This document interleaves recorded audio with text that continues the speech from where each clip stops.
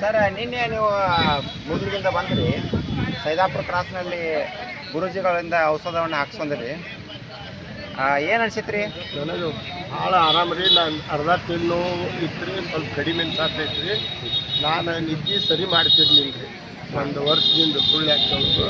ನಾನು ನಿನ್ನೆ 9:30 ಮಲಗಿದಾವ, ಬೆಳಿಗ್ಗೆ 7-7:30 ತನಕ ನಂಗೆ ಎಚ್ಚರಾಗಿಲ್ಲ. ಈಗ ಸರಿಯಾಗಿ ಫುಲ್ ನನಗೆ ಗೊತ್ತಾಗಿಲ್ಲ ರೀ. ಅಷ್ಟ ಇದನ್ನಾಗಿತ್ತು ರೀ.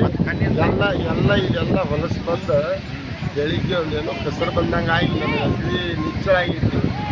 ಫುಲ್ ಕ್ಲಿಯರ್ ಫುಲ್ ರೀ.